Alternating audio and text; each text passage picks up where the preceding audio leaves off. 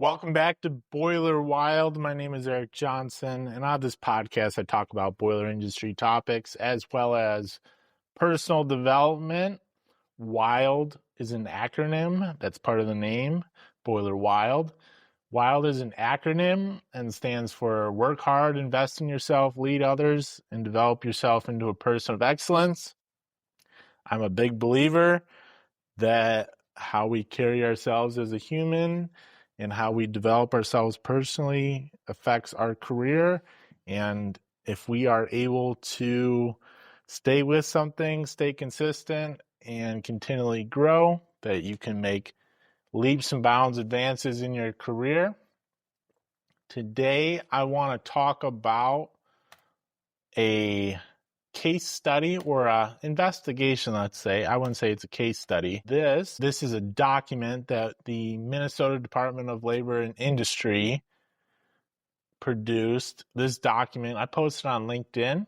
So if you go on my profile, you can download the document. You can find it also on the internet. I did edit the document a little bit so that the whole document was in landscape. I put it into portrait and I added some details on the front of the investigation report. The original investigation report was very brief and had no details. So it is slightly edited from what you'll find on the Labor and Industries website of Minnesota. But I want to talk about a boiler explosion that happened on February 13th of 2013. This happened at the Brookdale Christian Center daycare and preschool in Minneapolis, Minnesota. And they labeled the investigators, it was 2 state boiler inspectors and a insurance company inspector who did this investigation. And they labeled the investigation report, the boiler was too small for inspection. So this is a church that was running a daycare during the day, during the week, and they had a Well McLean 1960s cast iron hot water heating boiler. So that's a hydronic boiler. You're going to have pumps, and the boiler is going to be 100% full. And most people think that a hydronic boiler cannot explode because it's always full of water. Well, you would be correct as long as the boiler stays full of water and does not drain out of water. And a lot of people take hydronic boiler safety, I don't know what to call it, hydronic boiler or hot water heating boiler. Technically, ASME calls it a hot water heating boiler or a hot water supply boiler based on what the boiler does. But I like to call it a hydronic boiler. I don't know. But that's terms and definitions that the industry uses. Hydronic seems to be a more casual term. I don't know. Anyways, it's a 1960s boiler, and I wouldn't be surprised if this boiler was somehow converted from steam to hot water. It's kind of odd that a boiler that old in a church would have been a hot water boiler. I thought that was interesting, but it was a hot water boiler, so cast iron, probably 5 sections. It was rated at an input of 625,000 BTUs, which is small on the scale of boilers. A lot of people think, oh, it's just a small boiler, like no big deal. And what happens, and kind of the mindset around this is, oh, it's just at a church or that's running a daycare. Like, oh, like what can really happen? Oh, it's just a small boiler. Oh, the church doesn't have money for maintenance, and like if you were to go there as a service technician, like, oh, like what's it really matter that I check all the safeties? Like nobody's gonna care. Like this boiler in this room. Nobody checks this. Nobody knows what's going on around here. Like, it's easy to dismiss the seriousness of a boiler that small in an environment like that. If you go into a manufacturing facility and they have 1,000 horsepower boiler and they're very rigid on safety and all that stuff, it's easy to perk up and be like, all right, A game today. We're checking all the safeties. We're making sure everything's good. We're checking combustion. And you spend a lot of time and you do all the correct things on the boiler. But then with a small boiler, a unexperienced service technician can easily fall into the mindset of, nothing will happen. It's fine. Whatever. I just want to go home. This is a small boiler. I like working on larger stuff. This doesn't matter. Whatever. Like I've seen that, and I've also experienced the temptation. You're working.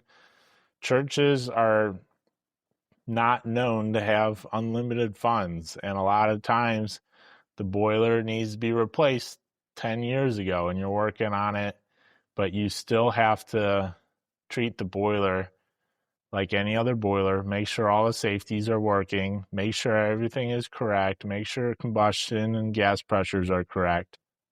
It is your responsibility to make sure that that boiler is operating correctly. And if it's not, you need to write it up or shut the boiler down if it's unsafe. Just because they don't have money for repairs doesn't mean you can just slide on safety and just say, this is bad, but it'll be fine. It probably won't be fine. And in this case, it wasn't fine. So 625,000 BTUs for one boiler. They did have, I assume, an identical boiler. So they had two boilers, which put them over a limit of 750,000 BTUs in, I guess, the state of Minnesota. Anything over 750,000 BTUs at that time required a inspection by a national board commissioned boiler inspector. So that'd be your typical inspector, either from an insurance company or from the state. I'm not sure on Minnesota laws, but the church, for whatever reason, sounds like maybe they had a renovation or something. They took out one of the boilers and they installed two smaller boilers that now put them under that threshold of 750,000 BTUs. Now that hot water heating boiler was no longer required to be inspected by a commissioned boiler inspector. And most people would think that's fine. Like I said, they're like, what can really happen? Like, it's always full of water. Like, it's not a steam boiler. Steam boilers are dangerous, but hydronic boilers, they're less dangerous. Well, we'll see about that. So they removed the boiler, installed two smaller boilers. It seemed like in another area. So that was done in 2000. In 2001, the facility created two separate heating systems for the buildings. This allowed them to install two additional smaller boilers in a separate system to heat a portion of the building, while the 1960 Well-McLean boiler still heated the rest of the building. After that changed, because both boiler systems were less than 750,000 BTUs, this location was no longer required to have a licensed engineer operate the boiler. It was not required to have an inspection of it by a commissioned boiler inspector. All right, yeah, so they separated the systems. One system had a boiler that was 625,000 BTUs, which was the 1960 Well-McLean boiler. And the second system had two smaller boilers, which were under the 750,000 BTUs. And since they're two different systems, they don't add together. And it allowed them to get by and not get a inspection by a commissioned boiler inspector or have a licensed engineer operate the boiler. So that was in 2000. So this incident happened in 2013. So for 13 years, this was fine until it wasn't. It only takes one time for it not to be fine. And you got to remember that. Just because something hasn't happened doesn't mean something won't happen. So according to the investigation, the heating system for this boiler had a leak somewhere, and that's the 1960 well McLean. And employees were constantly adding water to the system. So it's a hydronic system. All the pipes are going to be full of water.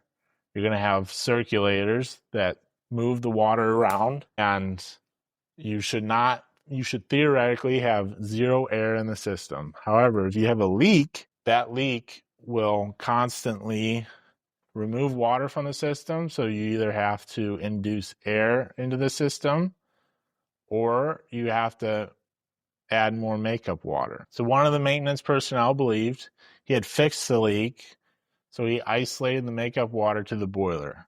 In doing so, it is also believed that the low water cutoff was isolated from the boiler. This allowed the low water cutoff to remain full of water. The boiler system still had a leak, and the boiler continued to slowly drain.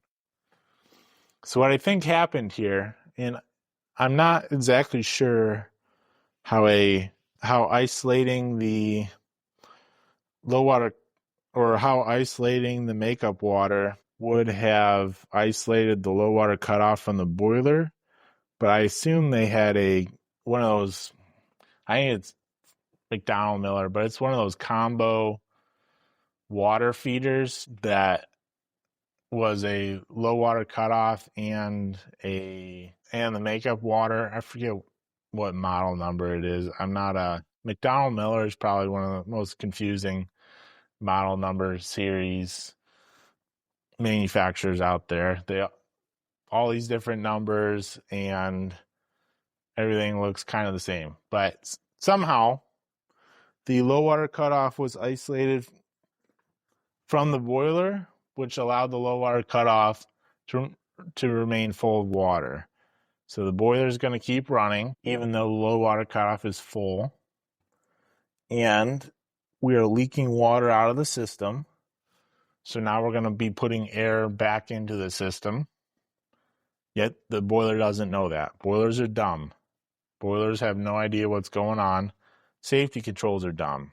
The safety control doesn't know it's isolated from the boiler. So even after the boiler was empty of water, the boiler continued to fire. It is undetermined if a zone valve opened, but water made it back to the now red-hot boiler and caused the pressure boundary to fail. This resulted in a catastrophic explosion, causing extensive damage to the building. So what this is describing is a hydronic boiler that's normally full of water. The low water cutoff is isolated. We have a leak in the system. The makeup water is isolated. And now we're leaking water out of the system and air is getting back into the system. And eventually, when you have enough of a leak, you will now start putting air into the boiler and the boiler will start running low on water. And it seems like the boiler ran low on water, and now that you don't have water to carry the heat away, the metal of the cast iron sectional boiler, the metal is going to become red hot. And if a zone valve for a loop opens, a zone valve is going to trap water in a section of the building. And if that zone valve opens, now all that water will flow backwards or towards the boiler because now the boiler has an air section pocket up in it. And when that water comes back and enters the boiler and the boiler is red hot, the water will immediately flash to steam, and water going to steam expands at 1,600 times the volume. and the relief valve of the boiler cannot relieve that capacity of expansion, and that's what will cause the explosion of the pressure vessel, in this case cast iron sectional boiler. And so essentially that water comes back, hits that red hot steel or cast iron, turns immediately to steam. So now our quote unquote safe hydronic boiler is now a steam boiler because we operated it wrong enough. We have now made steam and a lot of it, and the boiler explodes. And this report, and I can't really, show you pictures over a podcast, but this report has a lot of pictures. And so thankfully, no one died in this. The daycare, I guess, was letting out.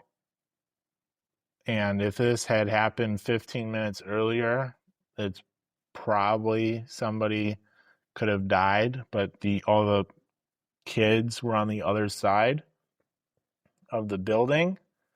But when you look at the pictures, it is not what you would imagine from a little small hydronic boiler. Like I said, this hydronic boiler became a steam boiler. So the first photo, the whole boiler room just wrecked. All the piping is everywhere. You don't even see a boiler. There's drywall everywhere. And the boiler room wall, that was cinder block wall, completely knocked down. The whole jacket of the boiler is just crumpled. Like I said, piping everywhere, walls knocked down, doors split in half, door frames split in half. These pictures are incredible once you realize what you're looking at. And it partially destroyed the floor above it, so like the ceiling, which that's a lot of energy release in a short period of time to happen to that. And there's a kitchen nearby that had a roll-up door over like the counter. That roll-up door, so that's metal, that's pretty stout.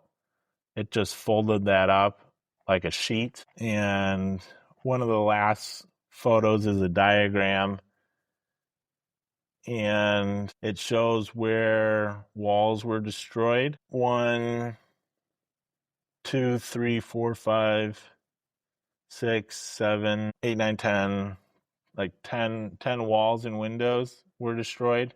So the boiler room is in the corner of the diagram, and it took out 1, 2, 3, 4, 5, 6, 7, 8, 9 doors and windows that were not even adjacent to the boiler room. Not even in the boiler room, adjacent to the boiler room, which is an incredible amount of energy that is released.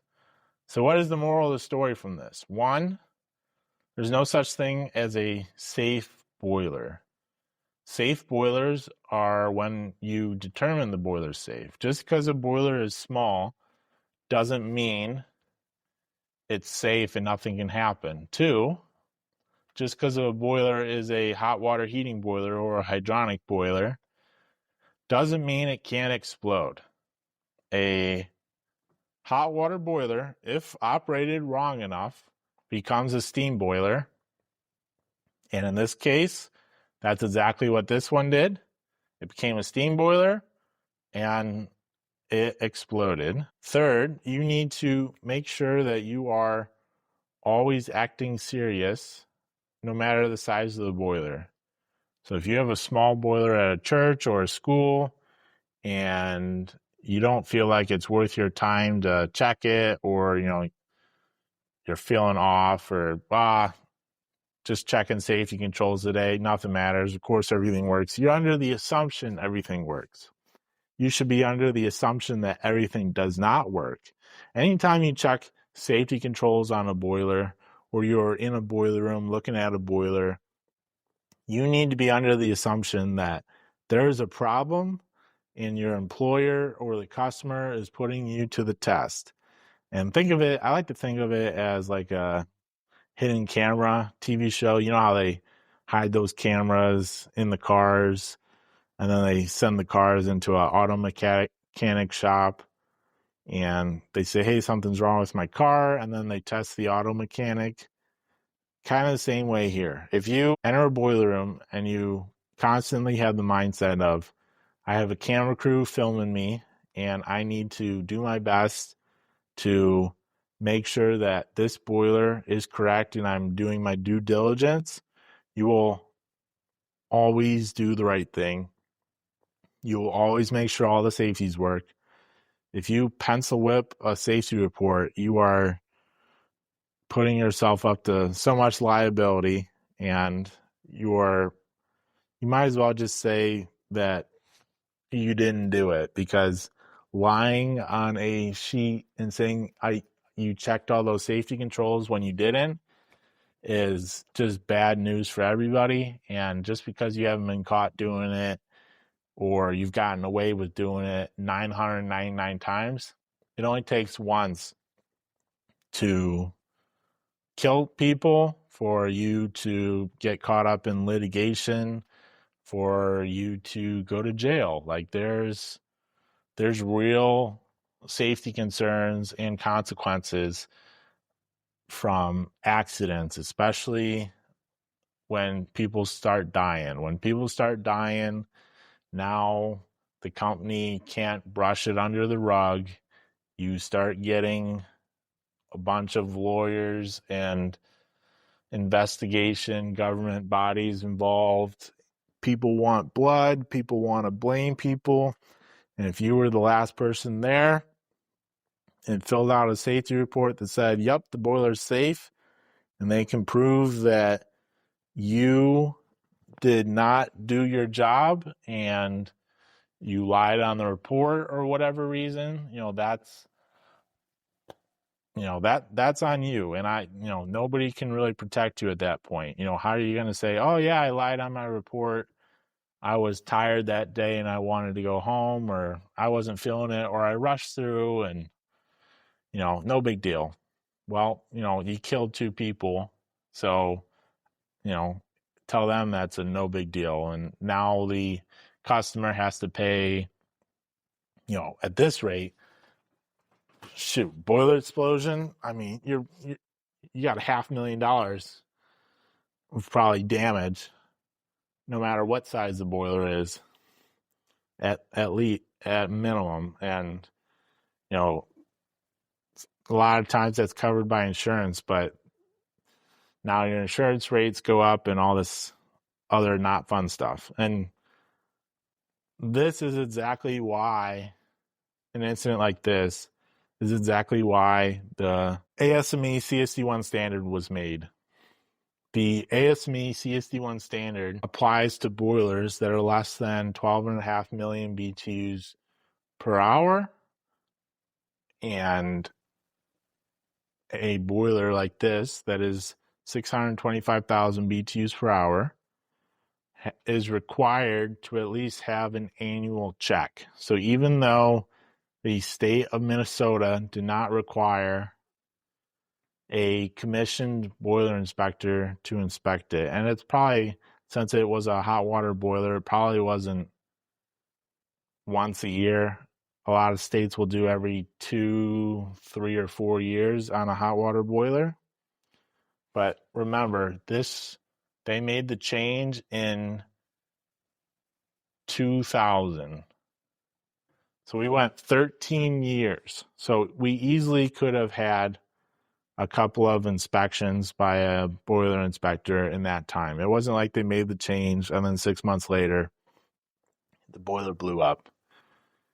CSD1 doesn't have any requirements for when a boiler inspector needs to come. That's the local jurisdiction.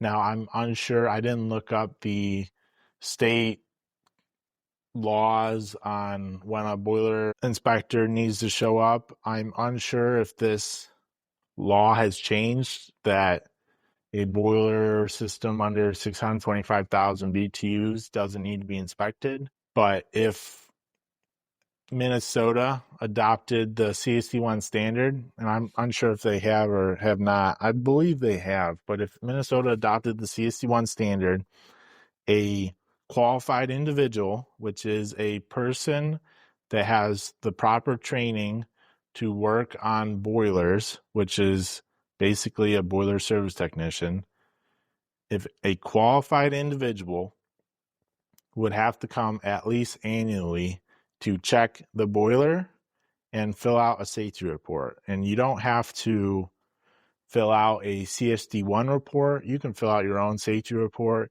And with a hot water boiler that's this small, you would probably just have maybe a flow switch, a operating control, high temperature control, maybe a stack, high stack temp, maybe.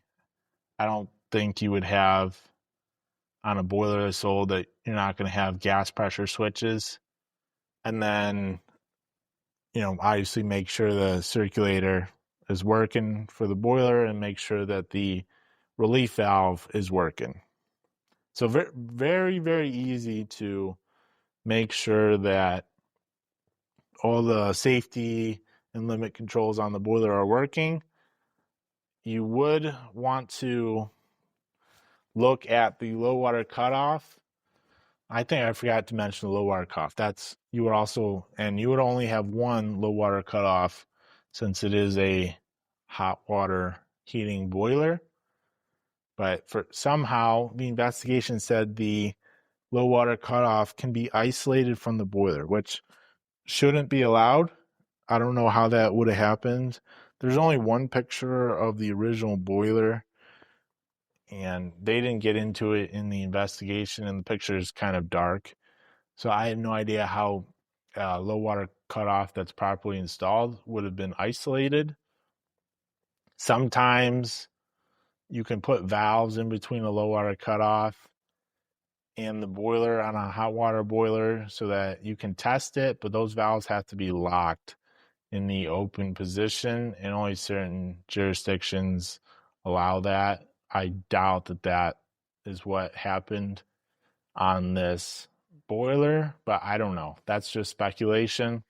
But anyways, if you know what you're doing, 2 to 3 hours maximum to look at the boiler, pull off the side, check the burners, make sure the flame rod, it's probably a flame rod, make sure the flame rod is clean, make sure the boiler system has the proper pressure, make sure the expansion tank, it's probably a compression tank, so no bladder.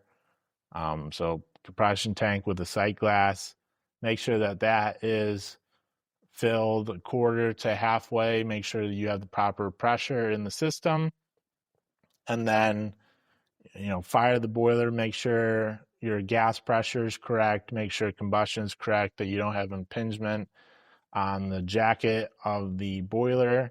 So you want to make sure everything is drafting correctly, all the flames are going up. This is an atmospheric boiler. You want to make sure you don't have any leaks out of the flue. And then you want to check your safety controls. And that should take less than 3 to 4 hours. And you only have to do that once a year.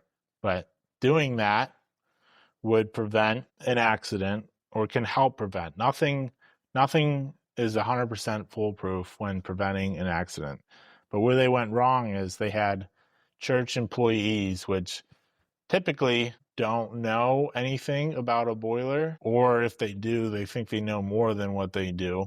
But they were making repairs to the system without calling a qualified contractor. And how that happens is you get a volunteer who thinks he knows what he's doing, or you get a janitor and the church is pressured due to financial costs not to call a contractor because that costs money. So, hey, what can we do to fix the problem?